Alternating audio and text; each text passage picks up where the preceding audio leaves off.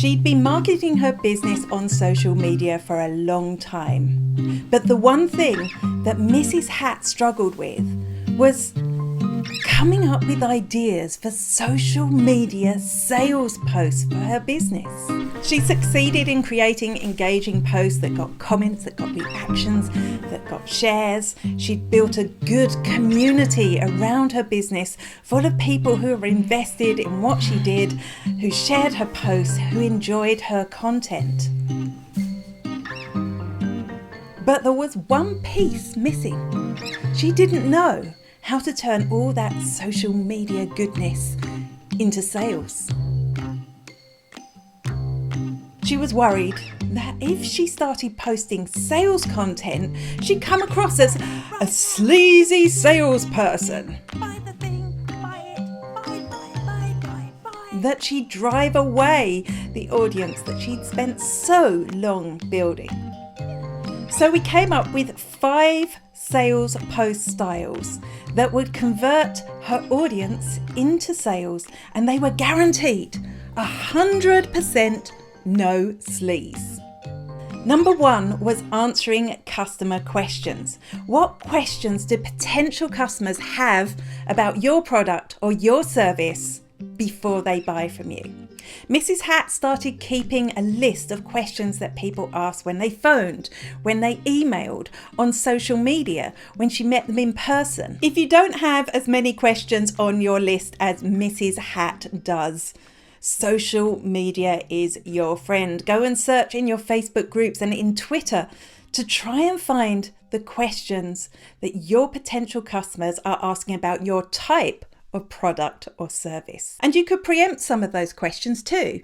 You could create a video that shows someone how to book or how to buy on your website. You could share some posts on tips on how to look after the product that you sell once they've got it. You could create an infographic that shows people the process of working with you once they've made an appointment. And if, like Mrs. Hat, you have a large audience, you could do a live stream Q&A, answering questions directly from your customers and your potential customers on social media. Number 2 is dealing with objections, and objections are the things that are stopping your potential customers from buying from you. To turn these objections into social media posts, start with the objection, because when one of your potential customers who has that objection sees that written out, they'll gravitate towards it. And then deal with the objection. Tell people how long they will need to put aside to work with you. Give people a quality guarantee for your product or service. Show how you are different to that other service provider or product that they're using. Number 3 is testimonials, reviews, and case studies.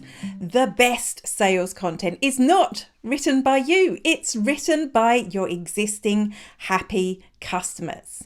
So set up a process for gathering reviews or gathering testimonials or case studies from your audience, and then turn that into social media posts. The best reviews are the ones that get specific. So when you're looking for reviews to turn into social media posts, avoid the ones that just go, "This was great, this was really helpful."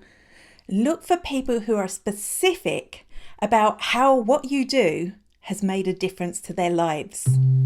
Number 4 is user-generated content. We've seen that reviews and testimonials and case studies are a good way to get people talking about you online, but you can also encourage user-generated content on social media. And this is going to fall into 2 categories. Number 1 is customers. How can you get your customers to talk about you more online? How can you get them to share more photos and videos and tweets about your product or about your service? If you have a physical location, you can put a hashtag and an incentive like a free coffee on a menu, or on a poster on the wall or on your sales literature or on the booking form, and this can encourage people to share their photos on social. If you're feeling really adventurous, you could set up a feature wall with a mural that people will want their photograph taken against, or set up props that people will want to put on and photograph themselves in. If you're an online business, look at making the customer experience extra special. Look at every touch point that you have with the customer and see if you can make it special. Think about the emails that you send to people after they've made a reservation. Think about the packaging that your product arrives in. Is that special? Is that good enough to share? And if you're a service-based business, make the welcome pack attractive enough that people are just going to have to take a photograph and share it on social media. And when your customers start to share this wonderful user-generated content, make sure you engage with it. Make sure you share it so that your audience can see how other people use your product or service. The second category of user-generated content is influencer marketing.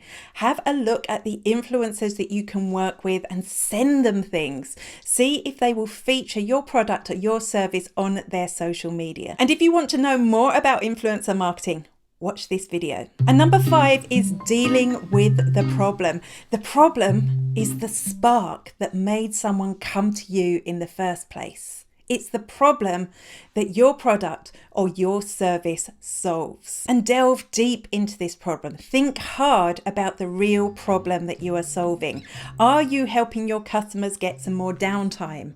Are you helping them make their house look better? Are you helping them get away from the daily grind? Are you helping them feel more like the person that they want to be? The more you can delve into the problems that you are actually solving for your customers, the real problems that you're solving for them, the more social media sales posts you can write. And if you want to know more about writing social media sales posts, that's coming up in the next video. So don't forget to subscribe.